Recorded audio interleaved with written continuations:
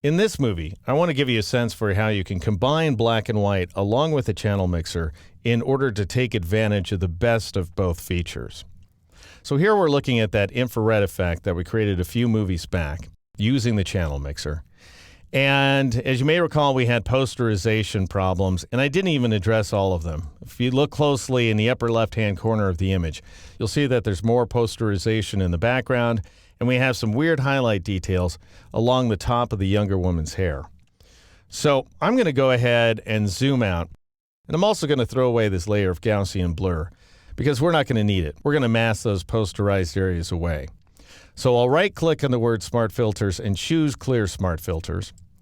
And then, given that we no longer need the Smart Object, I'll right-click inside the image window with the rectangular marquee tool, and I'll choose Rasterize Smart Object.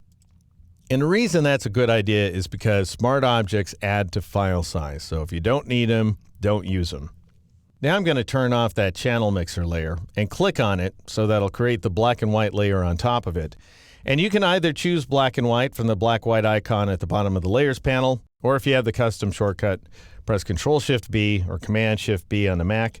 And I'm going to call this guy Alt-B and W Mix and click OK. We could start with the preset infrared, which does get us someplace actually. However, it doesn't give us the cool effect we were seeing a moment ago, and we've got the posterization again, and very plainly so in the background woman's face. So I'm going to customize things using the Target Adjustment tool, and I'll start by dragging underneath the younger woman's eye. And that ends up, in my case, highlighting yellows, and I'm going to take that yellow's value down to 130. Then I'll click above the eye, which should highlight the reds, and indeed it does. And I'm going to brighten those reds to a tune of 60. And the only reason I'm working with round values here is so you can easily follow along if you want to. Then I'll drag inside the woman's jacket. And that, in my case, highlights the blues. And I'll take that blues value up to 50, as you can see here. And then from here on, I'll just adjust the slider triangles. Now notice if I crank up the magenta's value, I'm brightening up this background woman's hair, as well as portions of her jacket. We don't want to go as high as 300. That looks pretty ridiculous. So I'm going to take this value down to 70. The greens don't really resonate too much. You can see a little bit of action in a down left corner here, but not too much is going on. So I'm just going to match that same yellows value, which is 130. And then finally, we've got cyans. And I'll show you where the cyans are located in this image. It's the earring. So if I crank up the cyan value, we're seeing the ring around that earring. And if I crank it down, it's turning darker. For now, I'm going to take it to, let's say, about 100. So these are the settings I'm going with. Red 60, yellows 130, greens 130, cyans 100, blues 50, and finally magentas 70. All right, I'll go ahead and hide the properties panel and zoom out for my image once again. And let's take a look at how we might merge these two layers together. Now, if I turn on this channel mixer layer, it's going to make a big, huge difference. Whereas turning off the black and white layer does nothing. And that's because black and white doesn't have anything to work from after this point. It's just taking a black and white image and making it black and white. But what we can do now is we can mask through the channel mixer layer. So I'm going to click on that layer to make it active. And then I'm going to drop down to the Add Layer Mask icon and click on it. So we have a layer mask that we can paint inside of. All right, let's start with the upper left corner of the image. I'll select the brush tool, and I'm going to right-click inside my image here to show you that I have the hardness now set to 0%, and I might take the size value up to 200 pixels to start with. You want to make sure that your foreground color is black, as it is in my case, and then you want to paint away those areas of posterization, including those strange halos that are coming off the girl's hair. And I'm going to paint inside the background woman's face as well, because that's pretty heavily posterized.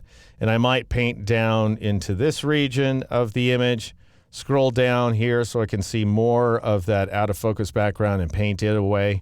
And I might paint inside of this region a little bit as well. I've got some details up here I need to take care of, so I'll go ahead and paint those regions away. So in other words, we're using the channel mixer layer where we need it, and we're painting it away where it's essentially causing problems for the image. I'm also going to paint inside the young woman's face, her chin, her nose, and up into her forehead as well. But I want to try to leave the eye alone. In fact, I might have painted over portions of the eye here. I'm going to press the X key and reduce the size of my brush and paint back in on that eye, because notice without the channel mixer layer, if I turn it off, she's got an awfully dark circle around that eye. So I'll go ahead and turn channel mixer back on. It's a little too bright right there at that location. So I'll press the X key to switch back to black and paint that back in. And then finally, we want the earring to brighten up. So I'll go ahead and paint over it as well. All right, now at this point, I'll just press the M key to switch back to the rectangular marquee.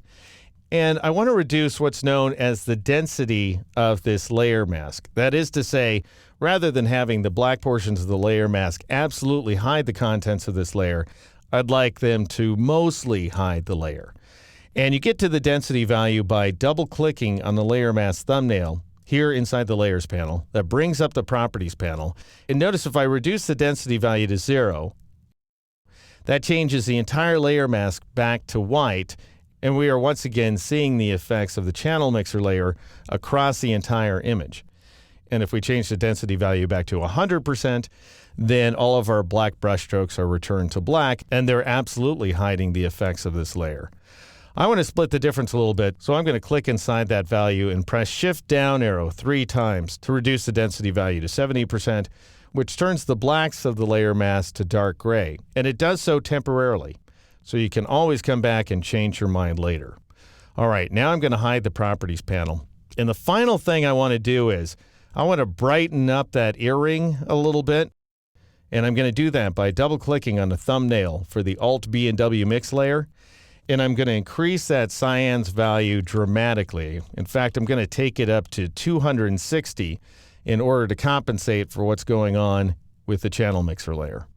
All right, that takes care of it. Now I'll press the F key a couple of times in order to switch to the full screen mode and zoom out a little bit as well. And just so you can see the difference here, this is the original infrared version of the image with a dark earring, probably an overly bright face, and all that posterization in the background. And this is the new smoother version of the image, thanks to a combination of black and white and channel mixer working together.